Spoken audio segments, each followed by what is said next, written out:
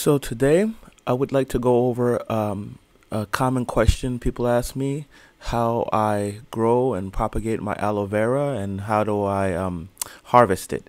So I'm gonna quickly go through the growth and the care for it, because it's important to know once you get your aloe what to do with it. And then I'm going to expound on how I harvest it, the step-by-step process of harvesting the meat from the aloe.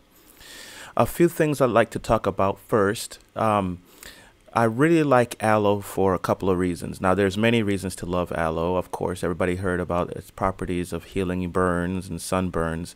But separate from that, since fortunately I haven't really been burned lately, um, I like it for other reasons. First of all, I really love it because it's a succulent. Now, if you don't know what a succulent is, basically, um, think of a cactus. A cactus is a succulent. Now, all succulents are not cactuses.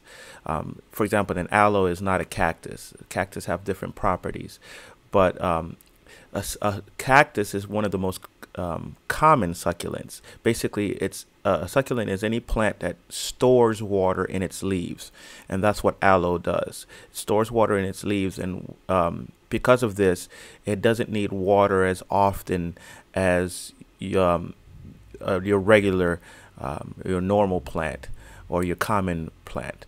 And that brings me to my second reason I love the aloe plant. Is very easy maintenance, and you can keep it inside as a house plant. I choose to keep mine outside because I find that it loves the sun, and it grows really quickly out in the sun.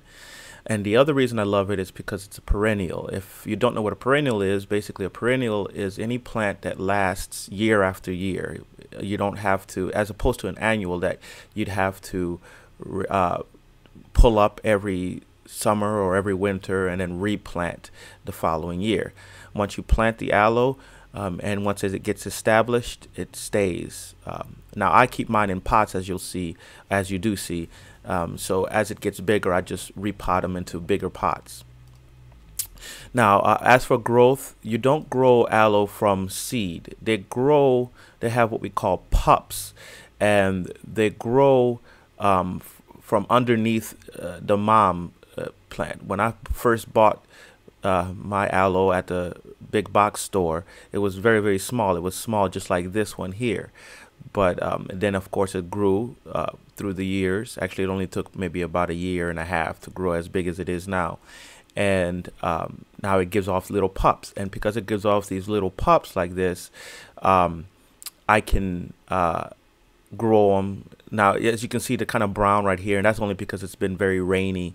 And since it stores the water in its leaves, it doesn't like all that extra rain. But once the once the weather dries out, it'll be perfectly fine. But all of these that you see in this picture grew from this mama plant, and they just grow like, just right here, very small, and then they start getting bigger and bigger and bigger, and before you know it, I have 2 or 3 mama plants, just like you see here. Now we're going to talk a little bit about care.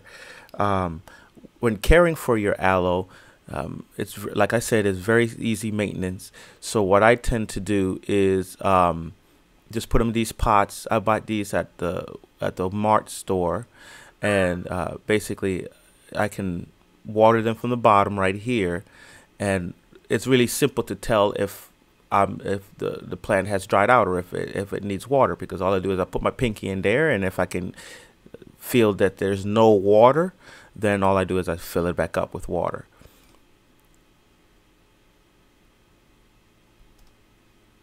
As you can see right here. Now, let's go into its use.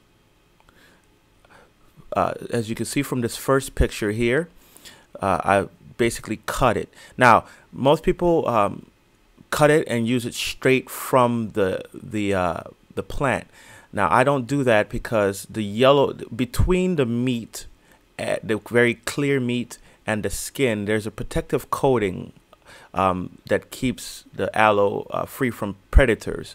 And the way it protects itself is that yellow coating is very thin, but very, very like oily, and what it is a diuretic. So basically, if you eat it, if you bite into the plant straight, then it's basically like a laxative. Okay, so what you do is you clip it up like I have here.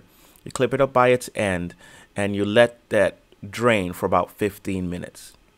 Okay, after it drains, you cut off this end here, and you cut off also the damaged end that you used to hang it from. You cut off that end, and then you're left with this area right here.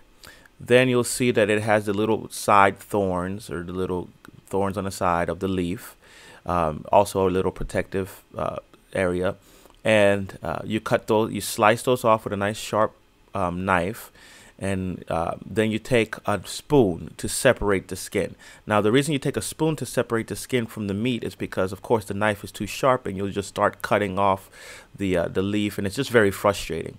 So if you just take the spoon and just like I did here and pull it up, then you're left with the clear. Now, the reason I cut this end off is if you can see here, let me zoom in a little bit. As you can see here, it's damaged. And since it's damaged, you know, I don't want that area, but you don't want any of it to go to waste. So I cut that little area off and just take the piece, and voila, you're left with the meat.